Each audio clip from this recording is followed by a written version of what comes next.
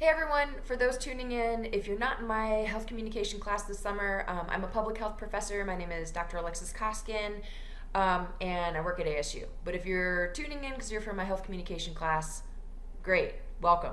Welcome everyone. So I want to describe a little bit about what is the health belief model and what are some of the major constructs. I'll describe what that means very soon.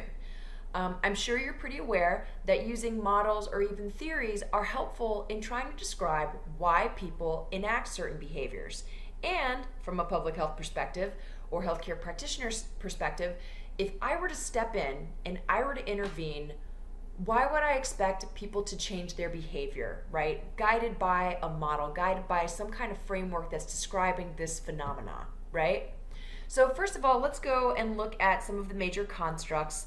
I'm actually going to start at the bottom or in the middle with perceived susceptibility and seriousness, and then go to these perceived barriers and benefits of enacting, say, a preventive behavior.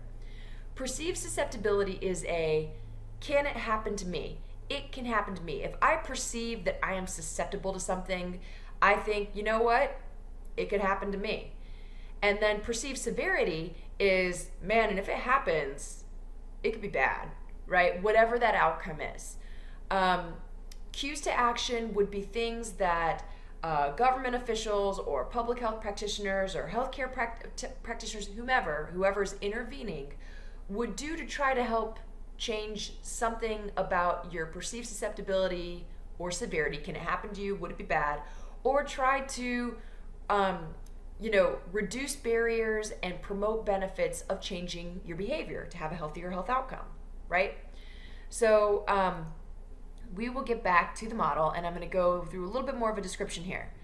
So because it's July 2020, I will give you a COVID-19 example of using this model.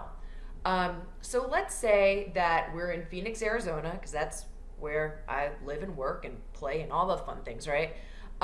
Let's say that during COVID-19, which we are a hotspot for, I really want to make sure that people start wearing their masks or socially distancing or washing their hands, or the list goes on, enacting preventive behaviors to stop the spread of COVID-19. Well, first of all, I'd kind of want to understand, what is their perceived susceptibility? Do they think it could happen to them? And do they think it's serious? So say that I'm already someone who I'm like, man, I have been reading the news, I have been watching the numbers, I've looked at the Johns Hopkins dashboard every day, I've gotten, local newspapers that have been telling me that the cases are going up and that our ICUs are filling up and then that death toll is increasing, right? Like, those would be some numbers that might inform whether or not I think I'm susceptible and whether or not I think it's serious.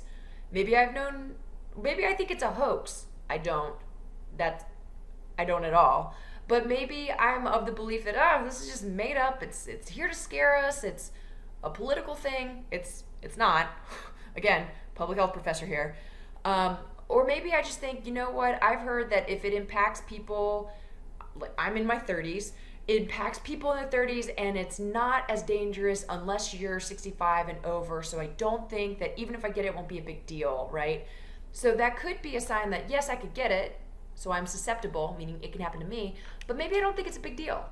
I do think it's a big deal. But again, this is not about Alexis Koskin. This is about, demonstrating the use of the health belief model. So if people think that they are susceptible to some negative outcome and that it would be a severe consequence, or they'd suffer severe consequences, they're more likely, you'd believe, to enact something to try to prevent, right? Because to prevent whatever that outcome is, because they perceive some kind of threat, right? But maybe it's more complicated than that, right? Like maybe there are barriers to enacting the preventive health measure. I live in a house that's very crowded. If someone else gets sick, I can't socially distance, right? Or the mask, I've got a respiratory illness, I'm afraid of not being able to breathe with the mask on, or I just don't like the mask. It gets everything hot and sweaty and it steams up my glasses when I'm wearing them, right? Then maybe I'm less likely to enact that preventive behavior. Maybe I don't understand the true benefits. Like, the mask is for me to contain my own germs, right? And you need to wear a mask to contain your own germs, and we're less likely to spread this illness if we're both wearing masks. So everyone wear masks, right? If you don't perceive there being any benefit of wearing a mask, however, you're probably maybe not going to do it, even if you see that there is a threat in your community. So things that public health practitioners, public health professors, public healthcare practitioners, concerned citizens, whomever, a cue to action could be information to try to increase perceived susceptibility, increase perceived severity. It could be to try to increase the perceived benefits of enacting the preventive behavior, or trying to reduce the perceived barriers to enacting that for people to actually do something with that information, right? To give you an example totally unrelated to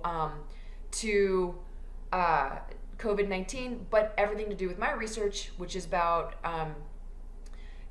what's it called? Well, not what's it called, but HPV, right? So I was trying to think in my mind, do I want to talk about screening or do I want to talk about the vaccine? I'll talk about the vaccine.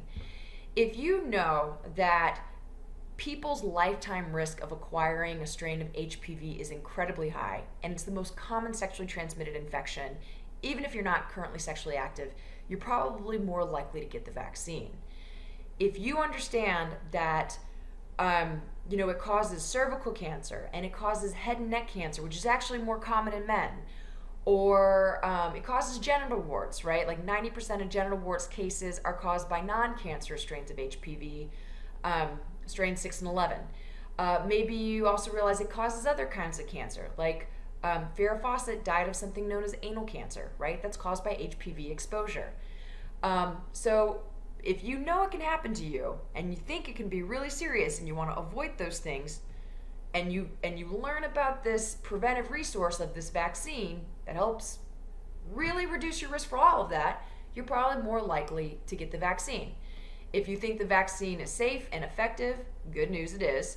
And if you don't see barriers such as you've got health insurance, otherwise it's kind of it's a pretty expensive vaccine, or you know you can get there, or you know where to go to get the vaccine, you've got the time for the vaccine, you realize it's not going to be, no one likes getting vaccines, but the perceived benefit of being pretty confident that you're not going to develop this family of cancers that are linked back to HPV infection, right? If you think that the benefits outweigh those barriers, you're more likely to try to engage in getting the vaccine, right? So a cue to action would be your professor saying, hey, there's this vaccine and it helps prevent these types of cancers, right? Or watching a Gardasil 9, that's the name of the HPV vaccine, a Gardasil 9 commercial on TV or on Pandora or wherever you see this commercial, right? That would be a form of a cue to action. We're trying to let you know about it, increase your awareness, maybe change whether or not you feel susceptible to some kind of outcome or even just being infected and passing the virus.